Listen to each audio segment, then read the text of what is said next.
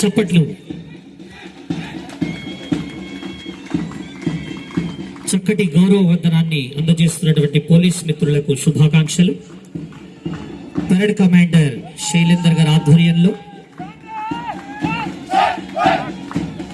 61 సంవత్సరాలు మరి 2 నెలలు రిటైర్ కాబోతున్నటువంటి 5th ప్లాటూన్ కమాండర్ గౌస్ గారు, ఎస్ఐ కొల్చారం,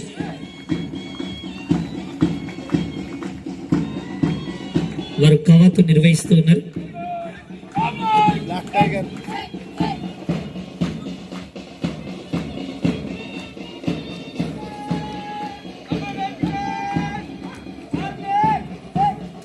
చివరి ప్లాటూన్ హోమ్ గార్డ్స్ అందరూ కూడా చక్కగా కవాతు నిర్వహిస్తూ సలామీ చేస్తూ ఉన్నారు.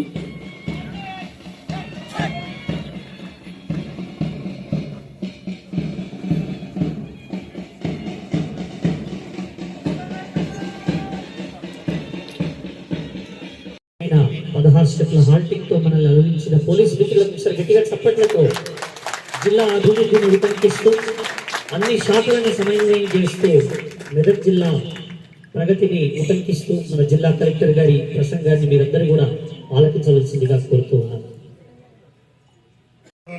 కొత్తగా ఏర్పడిన రాష్ట్ర ప్రభుత్వం ప్రవేశపెట్టిన అభివృద్ధి కార్యక్రమాలలో జిల్లాలోని ప్రగతిని, సంక్షేమ పథకాలను మీతో పంచుకోవడానికి సంతోషిస్తున్నాను.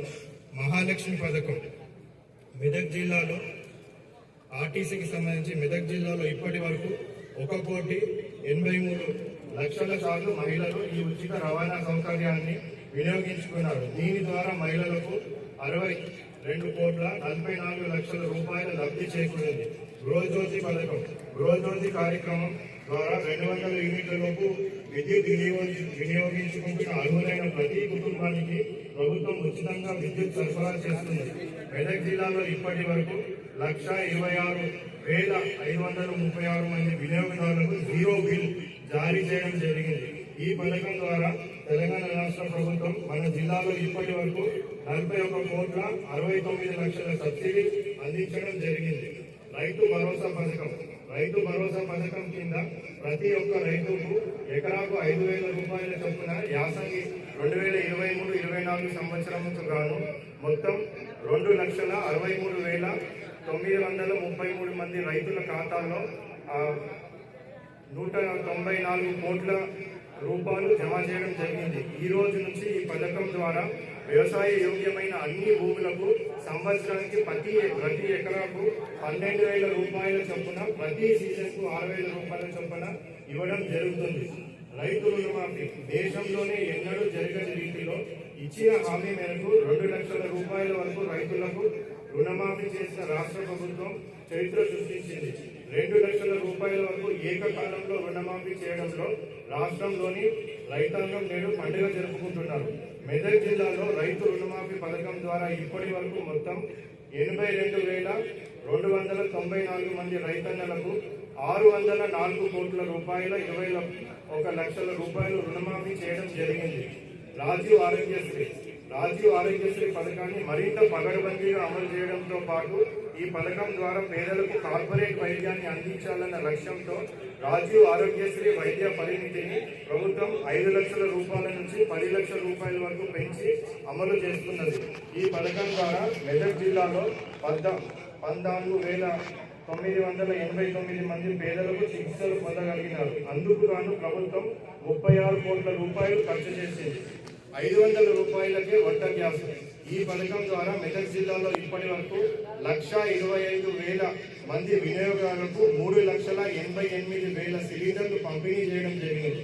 దీనికి గాను సుమారు 10 కోట్ల సబ్సిడీ అందించింది. ధాన్యం కొనుగోలు మరియు సన్నాలకు 500 రూపాయల బోనస్. జిల్లాలో వానాకాలం 2024-25 సీజన్లో ధాన్యం కొనుగోలు కోసం 92 సన్న ధాన్యం మరియు 404 దొడ్డు ధాన్యం కొనుగోలు కేంద్రాలను ఏర్పాటు చేయడం జరిగింది. జిల్లాలో ఇప్పటి వరకు 2,37,000 మెట్రిక్ టన్నుల దొడ్డు ధాన్యం మరియు 53,000 మెట్రిక్ టన్నుల సన్నధాన్యం రైతుల నుండి సేకరించడం జరిగింది. ఈ రోజు వరకు 675 కోట్ల రూపాయలు 70,000 రైతుల ఖాతాలలో జమ చేయడం జరిగింది. సన్నధాన్యం అదనపు ప్రయోజనం కింద 12,000 రైతులకు క్వింటాల్కు 500 రూపాయలు అదనంగా ఇవ్వడం ద్వారా 26 కోట్ల రూపాయలు అదనంగా వారి ఖాతాలలో జమ చేయడం జరిగింది. ఇంద్రమ్మ ఇళ్ల పథకం. ఈ పథకం ద్వారా జిల్లాలో సుమారుగా 1,91,000 మంది దరఖాస్తు చేసుకోవడం జరిగింది. ఇందుకు గాను మొబైల్ యాప్ ద్వారా సర్వే నిర్వహించి 100% సర్వే పూర్తి చేయడం జరిగింది. ప్రభుత్వ ఆదేశానుసారం గ్రామాలలో మరియు మున్సిపాలిటీలలో గ్రామ సభలు నిర్వహించి లబ్ధిదారులను ఎంపిక చేసి ఇళ్లను కేటాయించడం జరుగుతుంది. ఈ పథకాన్ని మన జిల్లాలో ఈ రోజు ప్రతి మండలంలోని ఒక గ్రామంలో ప్రారంభించడం జరుగుతుందని చెప్పడానికి సంతోషిస్తున్నాము. ఉద్యానవన మరియు పట్టు పరిశ్రమ శాఖ ఈ ఆర్థిక సంవత్సరము ఆయిల్ పామ్ సాగుకు 2,000 ఎకరాలు లక్ష్యం కాగా సుమారు 400 ఎకరాల విస్తీర్ణంలో 60 లక్షల సబ్సిడీతో ఆయిల్ పామ్ సాగు చేయడం జరిగింది. మైక్రో ఇరిగేషన్ పథకం ద్వారా సుమారుగా 700 మంది రైతులకు 17,000 ఎకరాల విస్తీర్ణంలో 4 కోట్ల సబ్సిడీ అందించడం జరిగింది. విద్య. జిల్లాలో 562 పాఠశాలలో అమ్మ ఆదర్శ పాఠశాల కమిటీలు ద్వారా 20,62 లక్షల రూపాయల వ్యయంతో మౌలిక వసతులు ఏర్పాటు చేయడం జరిగింది. జిల్లాలో 904 పాఠశాలలకు మరుగుదొడ్లు శుభ్రం చేసుకోవడానికి, పాఠశాల పరిసరాలను శుభ్రంగా ఉంచుకోవడానికి మరియు మొక్కలకు నీరు అందించడానికి గాను ప్రతి పాఠశాలకు స్కూల్ మెయింటెనెన్స్ గ్రాంట్ కింద మన జిల్లాలో ఇప్పటి వరకు 1,52 లక్షల రూపాయలు ఖర్చు చేయడం జరిగింది. అలాగే జిల్లాలోని ప్రతి ఎస్సీ, ఎస్టీ, బీసీ, మైనారిటీ మరియు ఇతర రెసిడెన్షియల్ ఎడ్యుకేషనల్ ఇన్స్టిట్యూట్లలో రివైజ్డ్ డైట్ మెన్యూను పాటించడం జరుగుతుంది. ఇందుకు గాను ప్రభుత్వం డైట్ ఛార్జీలను మునుపెన్నడూ లేని విధంగా 40% పెంచడం జరిగింది. అదేవిధంగా కాస్మెటిక్ ఛార్జీలను కూడా గతంలో కంటే 3 రెట్లు అధికంగా పెంచడం జరిగింది. జిల్లా గ్రామీణాభివృద్ధి సంస్థ జిల్లాలో చేయుత పెన్షన్ల ద్వారా 1,15,000 మంది లబ్ధిదారులకు 254 కోట్ల రూపాయల పెన్షన్లు పంపిణీ చేయడం జరిగింది. ప్రభుత్వం ప్రతిష్టాత్మకంగా భూమి లేని వ్యవసాయ ఉపాధి హామీ కూలీలందరికీ కూడా జీవన వృత్తి కొరకు 14,000 మంది లబ్ధిదారుల జాబితా నుండి అర్హత మేరకు గ్రామ సభ తీర్మానంతో ప్రతి సంవత్సరానికి 12,000 రూపాయల చొప్పున ఇందిరమ్మ ఆత్మీయ భరోసా పథకం ద్వారా లబ్ధి చేకూర్చేందుకు ప్రణాళికలు చేయడం జరిగింది. మరియు ఈ పథకాన్ని ఈ రోజు మన జిల్లాలో ప్రారంభించడం కూడా జరుగుతుంది. ఈ ఆర్థిక సంవత్సరంలో బ్యాంక్ లింకేజ్ ద్వారా సుమారుగా 10,000 సంఘాలకు 592 కోట్ల రూపాయల లక్ష్యం కాగా ఇప్పటి వరకు 470 కోట్ల రూపాయల రుణాలు అందించడం జరిగింది. జిల్లాలో ఈ ఆర్థిక సంవత్సరంలో 40 లక్షల పని దినాలు కల్పిస్తూ 88 కోట్ల రూపాయలు కూలీల డబ్బులు వాళ్ళకు చెల్లించడం జరిగింది. 2025-26 సంవత్సరములకు గాను 469 నర్సరీలలో 28 లక్షల మొక్కలు పెంచడం జరిగింది.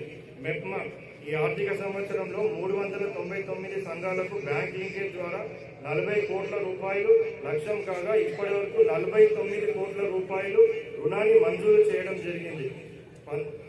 వడ్డీ లేని రుణాలు మహిళా సంఘాలకు 1,09,00,000 రూపాయల వడ్డీ లేని రుణాలు మంజూరు చేయడం జరిగింది. ఇందిరా మహిళా శక్తి ద్వారా జిల్లాలో